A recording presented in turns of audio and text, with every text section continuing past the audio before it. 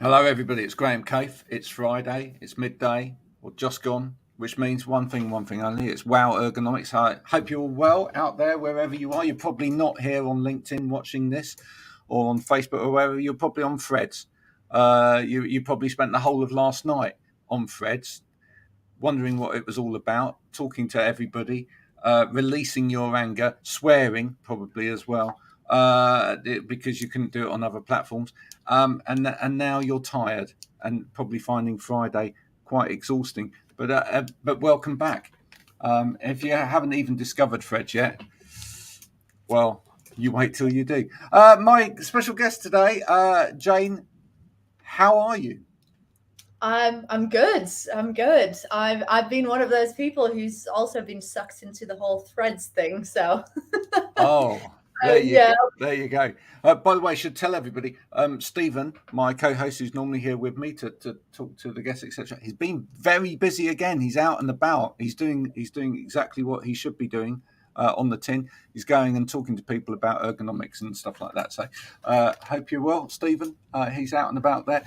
Yeah. So let's talk about that to begin with. It's weird, isn't it? And yet another social media platform. It's Because we don't have enough of those. Yeah, just another thing to feed the dopamine hit, really, isn't it? It's where does it stop? You know. I, I don't think it does. I don't think it does. Ah, it was certainly very different on Twitter yesterday. I don't know whether anybody else is, has been a long-term Twitter user, but yeah, certainly very, very different. Seemed to slow down a little bit, and I think it slowed down on LinkedIn as well yesterday afternoon. Suddenly, for some reason, it got very quiet. Yeah, I was mad busy yesterday, so I didn't even know what threads was until like this morning. So I just woke up. I was like, oh, this is what that is. And then I created a profile and then I spent like 2 hours on there. So That's what it all is. Yeah, Jane, tell us a little bit about yourself first. So obviously, for the people that have never met you before, you're a graphic designer. It says so on the tin there. It says so right underneath your name, so we know that.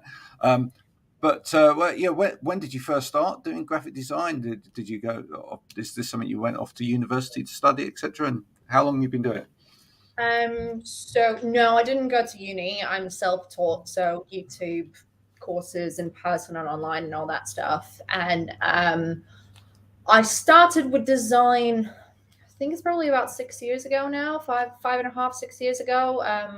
I fell into a marketing role in a business that I was on I was doing reception work for them and helping out the marketing manager while I was there. And then the marketing manager left, and then at the same time the business was restructuring and they were getting rid of the receptionist role because everything was going online. So they were like, we don't need you anymore.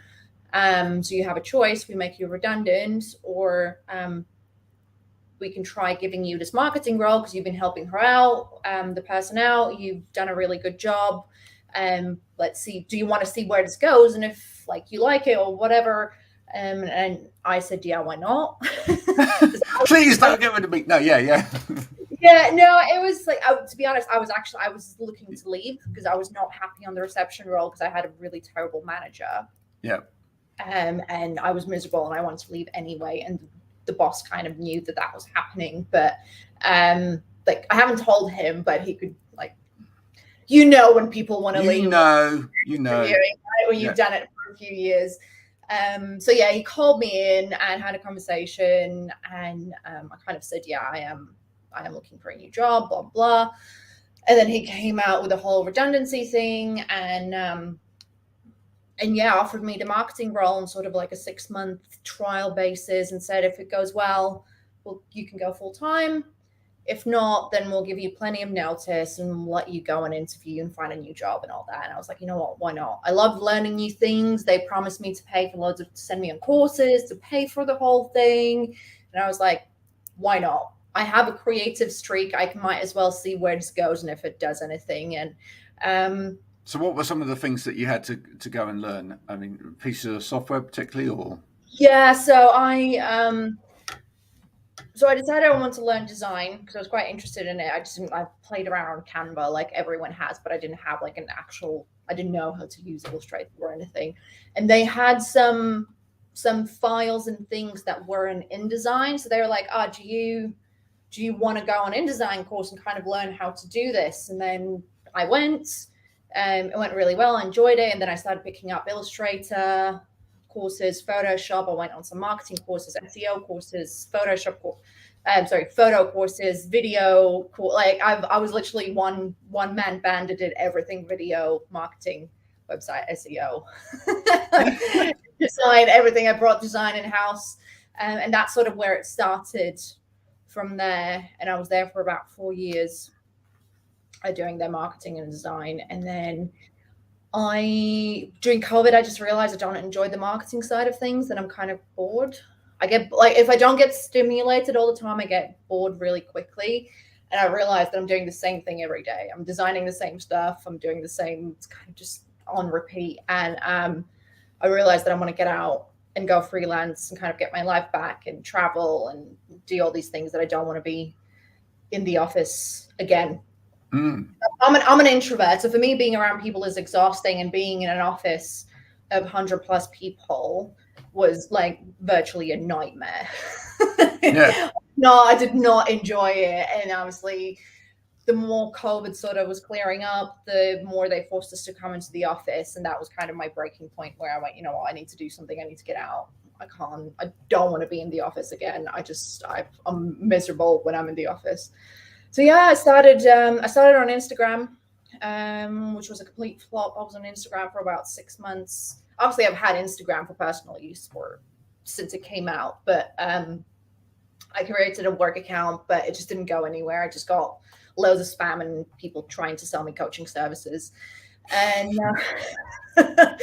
every time you have a conversation with someone, you like, it got so bad that I learned the questions that they ask, and I could tell what's going to come next before they even said it. I love those people. I quite often sort of like tell them what the next part of the script is, and then then they sort of like, wait, no. Yeah, no, that's not where well, yeah, that's exactly what you meant. And then I was using, like, I've had a LinkedIn account probably for a decade. Since I started working and had a job, I've had a LinkedIn account for the purposes of having a LinkedIn account for jobs. Back when it was just like a professional Filofax. Yeah. And I for the business that I was working for, they had a big LinkedIn account. So I was on there managing that and kind of just doing some stuff for the business. And then people like Leah Turner popped up, and a few other big creators like Luke Matthews and others. And I just realized that the platform's changing, and that it's not what it used to be, that people are actually creating content on it. And I thought, you know what, why not? Why not try? Like, maybe I could, if others can do it, I'm no different. I have opinions, I like to talk, so let's see what happens. And then I started posting, and last year, January, and then I was giving in my notice 6 months in. So by June, I think end of June, beginning of July, I gave my 3-month notice, and went freelance in September last year. So, which is fantastic. Yeah. And how much of that for you? Because as you call yourself a digital nomad, and of course, you join the 1 billion apparently digital nomads, which we might have in the world. Well, not that at the moment. It's predicted that there'll be 1 billion digital nomads on the planet by 2035. Although that's kind of balanced out by the fact that there's been a lot of latest reports about a lot of digital nomads burning out, and I'll talk to you about that in a minute. But yeah, so how much of it was kind of balanced out between, you wanted to go and do your own thing, COVID happening, but also you did want to do this travel and work at the same time? Yeah. So it was just everything together during, I think, I've read Simon Sinek's book, Start With Why. And while I was reading it, it clicked that, oh my God, I hate my job. I hate what I'm doing. That's why I'm so miserable all the time. It might be that. Then, yeah. Kind of, sometimes when you're in that routine and in that rut, you don't even realize what the actual problem is. And when I started reading about, all the how you need to follow your purpose and you need to work or do something that fits your values. And I was like, oh my God, sitting in an office 9 to 5 and being stuck on a train at least 2 to 3 hours a day is not the life I want. It doesn't align with my values and how I want to live my life. And then it kind of just pushed me to, because I enjoy design. From day one when I started it, I enjoyed it. The problem was that by the end of it, I was doing the same thing. Obviously, if you work for one business, like the designs are the same every day. Like some wording changes, some pictures changes. Maybe there's a new thing I need to design every few weeks, but overall, I'm doing the same thing every day. And I realized that I hate that I want to work on different projects. And so yeah, all those things just kind of came together. And I was like, yeah, I need to get out. I need to go freelance. Plus I hate when people tell me what to do. So that Tell me a little bit about the digital nomad thing. So you've traveled to lots of countries working. Not like lots. So I was in Bali for four and a half months. Which is a digital nomad hotspot, isn't it? It's a really, technically, yeah. I like it wasn't for me. I'm realized I'm a city girl. Like I'm in Bangkok right now and I'm very happy. Yeah. And it's guys like Bali is for me a place where I would go on holiday for a couple of weeks because it's pretty and has nice beaches and great scuba diving and all this type of stuff, but it's just not somewhere where I want to spend a lot of time. So I gave it a few months, kind of thought I want to check out different areas, but it just didn't align with me in the way I wanted to. So yeah, I was in Bali, I spent some time in Thailand, and now I'm back in Thailand again. I was in Europe for a couple of months between April and mid-June.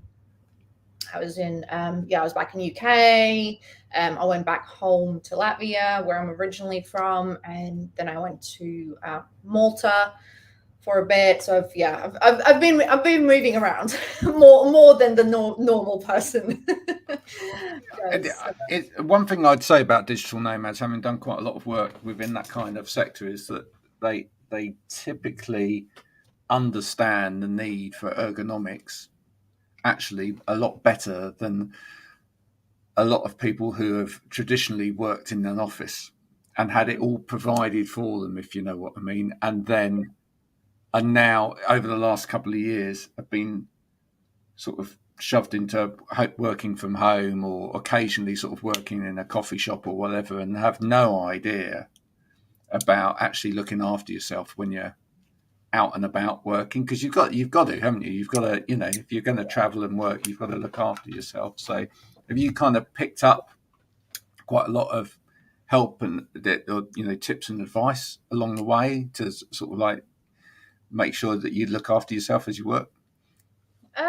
I try, like I'm quite into the whole wellness and all that space anyway, so it's been a big part of who I am in my life for many years. But yeah, you just kind of you have to managing your time and workload and where you work from and how you work and all that. It's still, like, for me, it's still a learning process.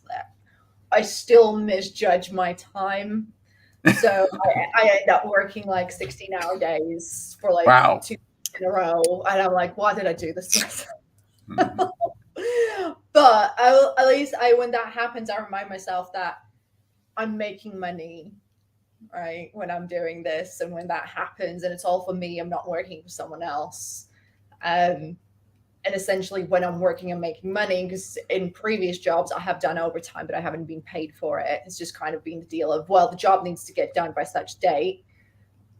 If you need to work, 15 hours a day, tough kind of thing. We might give you a day off at some point, or, a Christmas gift or something, but it was never actually rewarding to do that work. Now when it happens, it's rewarding because I'm building something for myself. It's mine. I'm not doing it for someone else's dream so someone else can go and chill on the beach. So it's that's how I see it, even if I do work stupid hours sometimes.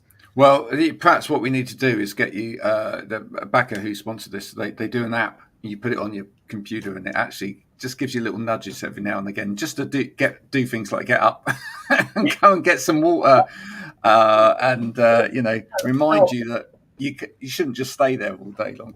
Yeah, I have an app on my phone that sends me a notification You do every 2 hours telling me to drink water.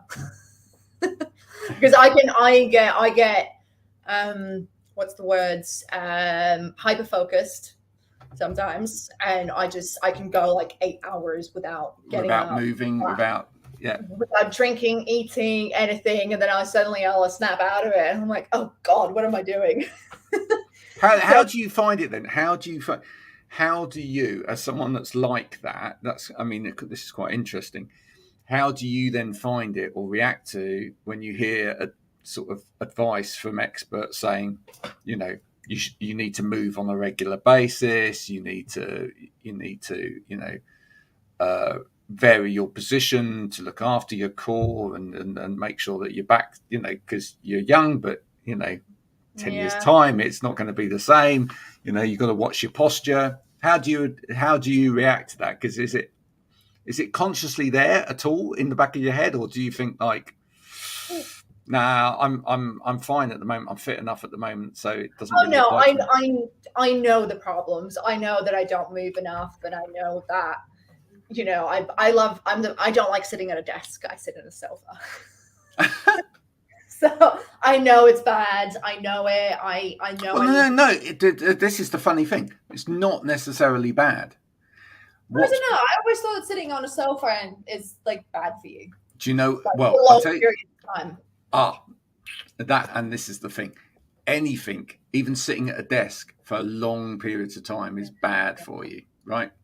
So the key to that there is that ideally, as humans, if we could, we wouldn't be sedentary. We wouldn't actually do anything without moving for any period of time. And that's why it's good to kind of embrace technologies as well.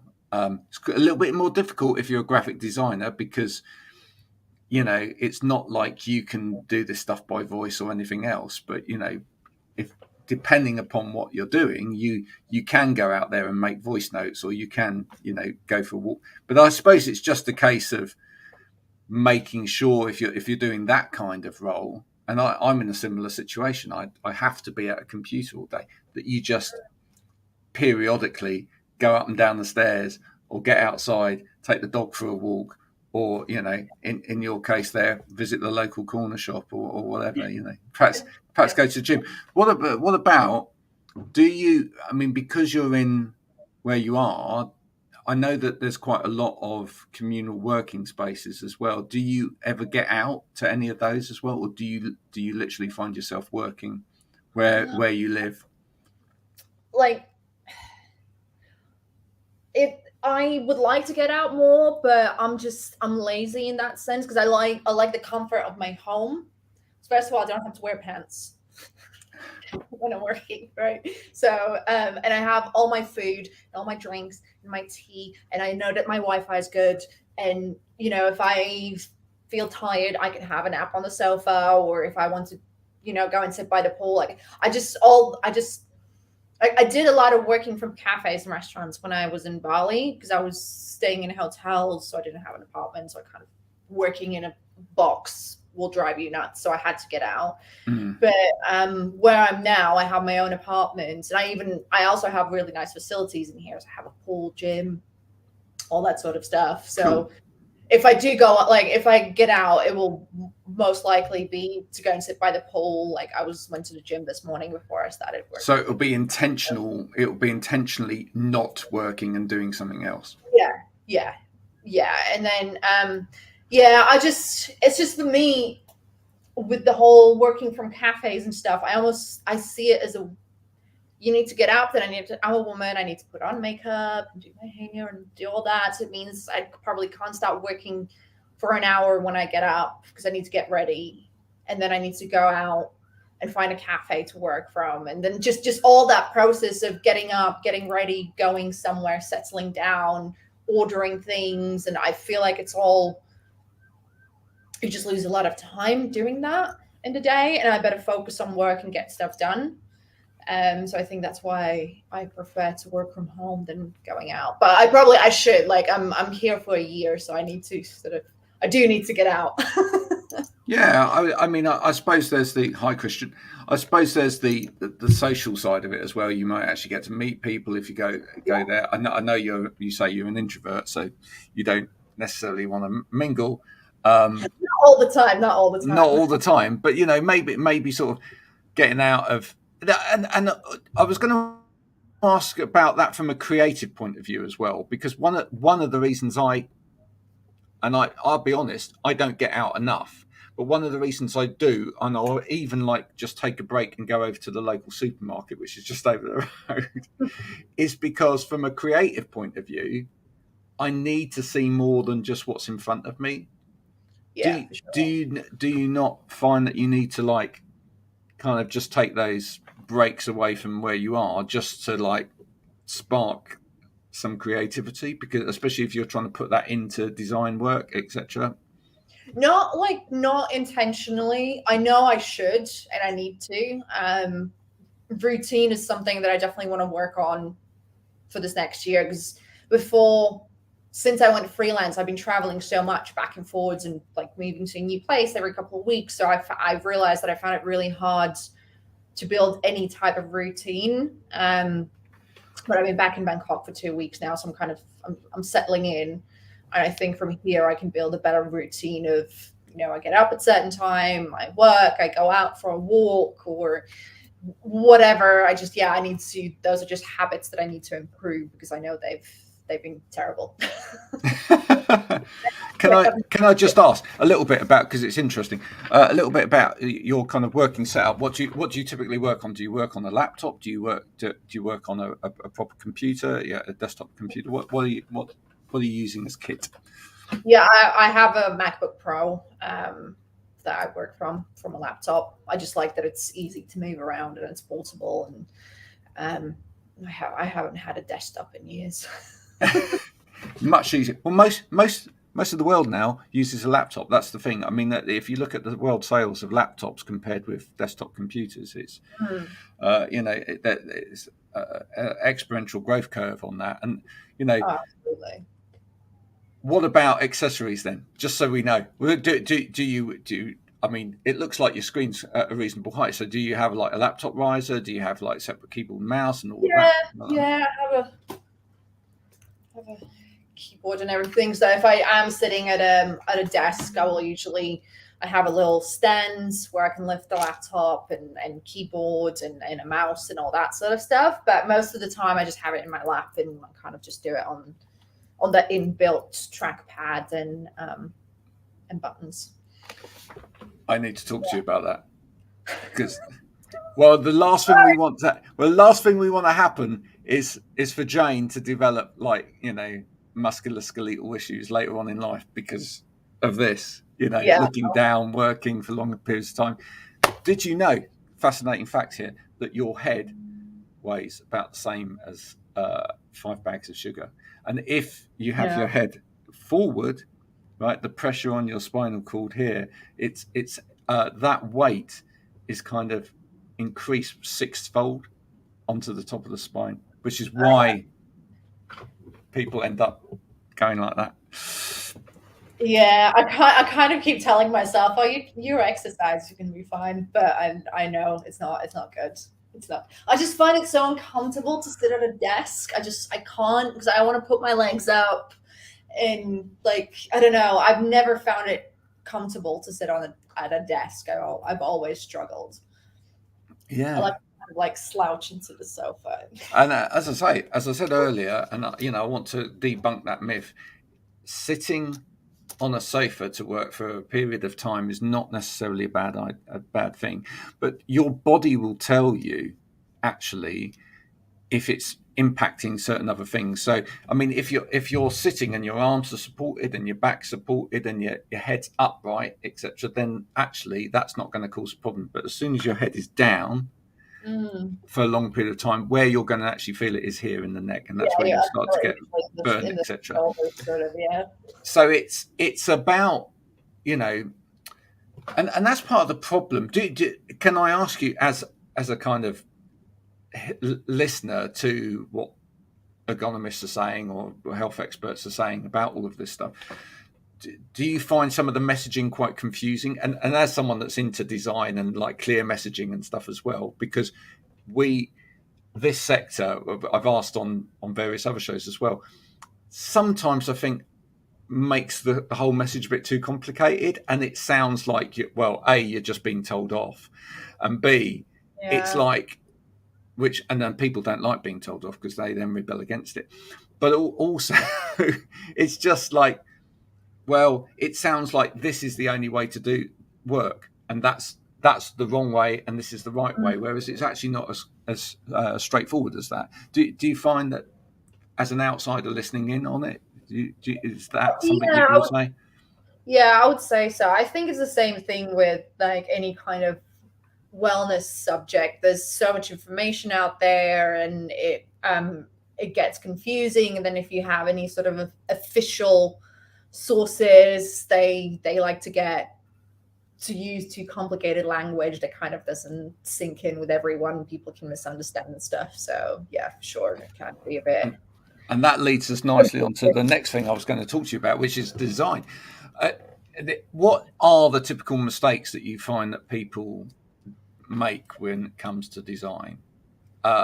Is it especially around things like language or presenting their concept or whatever? It's just too much info, or it's too it can't be so easily read or understood. Yeah, so there's a few. So one of them is color contrast that I see a lot. It's just there's not enough color contrast between the text and the background, or text layered on images that is very, very hard to read. So those are the type of things I see a lot. Which is bad for accessibility as well anyway. Oh yeah, it's terrible. Yeah, it's terrible. I'm not even like going into the whole accessibility level, because that's another. There's one thing of me not being able to like kind of looking at it and going, oh, this is a bit hard to read. And that probably means that it's about like, I don't know, 100 times bad for someone with a visual impairment. Yeah. There's like the minimum, it gets rated, I think, from 1 to 10 is the point system when you layer the colors. And if I'm struggling, it's probably around 1. But it has to, like, a good contrast, the minimum good contrast is like 3.2 or 3.3. I have software that tells me all this when I enter the colors. But it's like, it's a massive gap. So yeah, that's contrast is one thing. Too much information. People love to crowd their designs. They just think everything has to be on there. Like every service, every offer, every slogan, all 50 channels of social media. Where does that come from, do you think? Do you think it's like people think if it's not in the design, and actually, as someone that like sometimes does graphics for people's posts or whatever, I'm amazed sometimes, because I go back to the client and go, but you can put that information in the post. Why? Yeah. Why are you trying to cram it into the graphic? It's almost like, no, it's got to be in the graphic. And then people, if you look on LinkedIn, you'll see like a post, and it will have a poster with all of the info in it, and then basically the post is saying the same as the graphic. You just think, well, what a waste of space. Yeah, well, I think with that, actually, I think it's good that the post says the same as the graphic, because screen readers can't read graphics. So if you have the same information in the content, and that's actually good, because the readers then can process it. But from accessibility point of view, but it's just, I don't know, it's just the fear of, I feel like it's some form of fear of like missing out, and then, oh my God, if we don't say everything that we do, we might miss out on people or clients or whatever. Yeah, it's I think it comes from some form of fear of losing out on something if they don't put, like, I constantly have to tell, like, I do a lot of LinkedIn banners, for example, for clients, and the amount of text that some people send me, it's literally like, I'm like, I can't, the space is this big. It gets even smaller when it's on a phone. Like, we have to cut this. So I have to have these conversations and help people sort of cut down the copy and explain that if you offer 30 things, they all don't have to be in that design. put the main things that are on there that bring you the most business, and then everything else, it's on your website, it's on your profile. You can offer that when you're on a call or whatever. All you need is to pull that person in with the main information. Everything does not have to be on whatever it is, graphic, banner, brochure, poster, whatever it might be. You just need to ignite enough interest for people to want to reach out, to click on, to comment, whatever it is, and then everything else you do after. So it's that's another thing. Yeah, cramming too much information in. I think type hierarchy is another thing that people struggle with because they don't understand it. So explain that to us then. Type hierarchy. I don't even know how to explain it. Like kind of leading the reader's attention with typography. So for example, having a heading that displays the main information that pulls you in, and then have like the secondary subheading of maybe your services, and then the next thing might be your contact details, for example, on a poster, right, or address or location or whatever it might be. And usually you will have like one headings will be really big and bold and drives attention, and then the subheading or next part of text will be probably half the size. It will be a different color. Basically, the best way of thinking about it's like a festival poster. Yeah.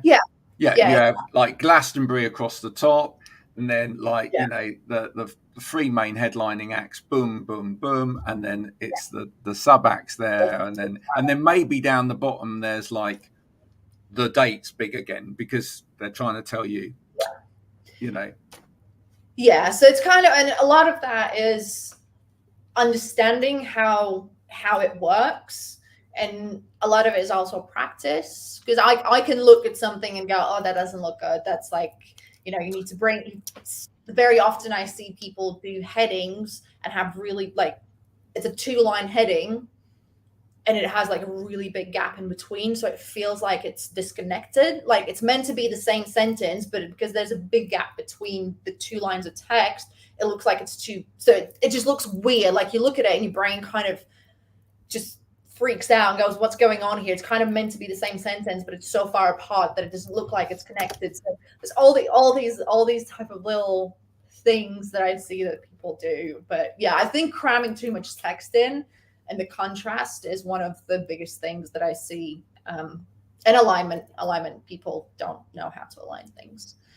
So I see massive parallels between ergonomics and design. I mean, in fact, design is a massive part of ergonomics as well, mainly in sort of terms of product design or process design. But how something looks, how we interact with it is really important, because if we don't like it, if we don't like the look at it as a person, then we're not going to bother with it. We're just going to switch it off. And back to our conversation right at the beginning, Meta launched Threads yesterday. If people went on it and immediately looked at the UX UI on it and went, "Oh, I really don't like that," or it's too complicated, I don't know what, or right? they can't work it out. Yeah, 'cause it doesn't come with an instruction manual. You just go on and you have to kind of learn how to use it within a few minutes. If you can't navigate to something quickly and work this out and kind of piece it together, then you're gone. You just stop using it, etc. And it's that's no different with regards to it's things like a good chair in ergonomics as well. It might be that it's the right chair for you in that you've been measured for it. It accommodates your needs or whatever. But if you look at it and you think, "Gosh, that's ugly," Oh yeah. Well, we're highly visual creatures. Like I think it's about 94% of studies say that about 94% of people make first purchasing decisions based on visual. So it apparently visual is even more important than UX and UI and the functionality, for example, of a website. It can function fine, but if it looks shit, people just will switch off because they're like, "Oh, this." You can sell the best product on earth, But if all your visual communication is terrible and looks cheap, you're not going to be, people won't be attracted to that. Because I'm the same. I obviously I'm a graphic designer as well, so I notice these things even more than normal people. But if I want to buy a product and I land on a website and it's a terrible website, I'm leaving straight away. I'm finding another website where to get it from. I don't care. Visuals are so important for me, and even if I'm doing like research and looking at social media channels and Facebook, Instagram, website, all those things, and if across the board all the visuals are really bad and cheap looking, because when you design badly, the first thing that it looks cheap. Yeah. Do you sometimes find that you'll get a client and the two things do not stack up as well, that they might have quite an expensive product or service, etc., but then the imagery just makes them look like they're it was done on Microsoft Paint in 2001. Yeah. What was it? What was the other one that everyone used to use for a while? The other Microsoft product. Oh, I don't even know. I'm trying to think. There was another one beginning with P. There was another one in between. Sort of. There was Paint, and then there was PowerPoint. No, before PowerPoint, there was another one. It's gonna bug me for the rest of the day now. If I can think of it, I'm going to put it in the chat. I haven't I'll put it in the chat later. There was another thing that everybody did all of their drawings and designs on for a while. That was I haven't used Microsoft in about 15 years. Like since 2009. Sorry, Microsoft. Other products are available. I'm everything I own is Apple. My phone, my laptop, my tablet. I can't. My brain melts if I have to use a Microsoft computer because the functionality. Don't get it anyway. Yeah, it doesn't work for me. I find it complicated. doesn't resonate. No. So this is really interesting listening to what you're saying there about the design. Thinking about making sure that it really does fit the user's needs, etc. And you say in all of those things that people are getting wrong. The key things is that too much information, the text doesn't flow, etc. Yeah. How can people start to obviously use a graphic designer, but how can people start to help themselves in terms of their thinking about their design in the first place? Just learning about it. That's it. You gotta look at examples of good design, what good looks like, what bad looks like. Actually learning the theory behind it. How to organize type, how to lay it out, what actually type hierarchy means, what design hierarchy means, what's white space and why it's needed. All these things. That's all that's all I did when I started. Yes, I had a good eye for what looks good, but it still took me time, and I'm still learning every day, right? I'm getting better and better and better because design evolves constantly. It's not like a standstill thing. And it's just about learning and actually looking at your work and looking at what good looks like, and then trying to implement those things, then trying to understand and learn why what you're doing looks bad and is bad, and why other thing looks good. So it's you just have to educate yourself. Well, one of the reasons I do my polls every morning, I'm not going to apologize for it. I do a poll every morning. I've done it for 3.5 years now without fail, haven't stopped. Impressive. Is because, thank you. It is because I am actually interested also in trying to get over and communicate with people about how other people think about stuff, because that's really important as well.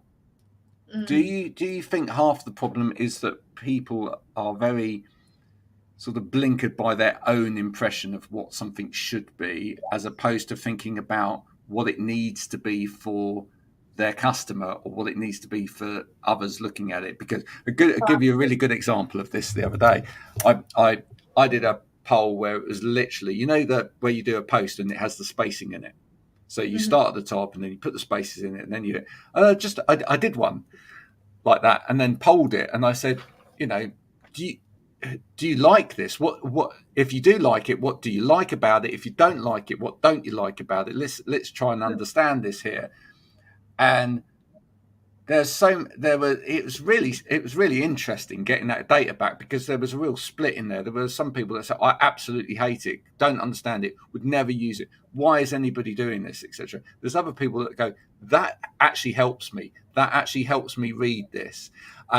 And then some of them gave some granulation to that as well, and said, actually, if the spacing's too much, then it stops me from reading it. But if the spacing's one space between, if the spacing's good, then actually it helps break that down, and from a dyslexic point of view or whatever, that really helps. And it's the thing is, again, it's like doing it that way. It's better instead of having a big block of text, because when we read online, we read differently. We skim read, especially on social media. I switch as soon as I see a big block of text. If there's more than 2 lines of text in a row, I switch off. I skip out. I'm like, it's too much. I have to actually read the whole thing. I know. I'm laughing because somebody on Fred yesterday, I hate to mention it again, but somebody had written a whole paragraph. I was like, what are you doing? What are you doing? And there's a reason. It's not just because, the young kids are trying to be hip.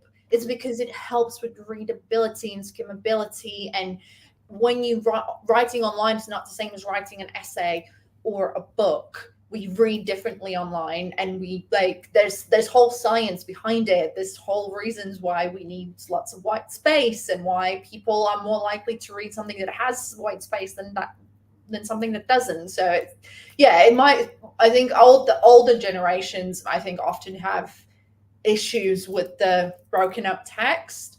I think because they don't understand why we do it. We don't do it because we want to be cool. We do it because we know that it overall helps with readability. Probably not everyone. There's always a an exception. Like even when you position text, right? There's science behind it. When you position text on left, it's easier to read, and people are more likely to read it because we read left to right.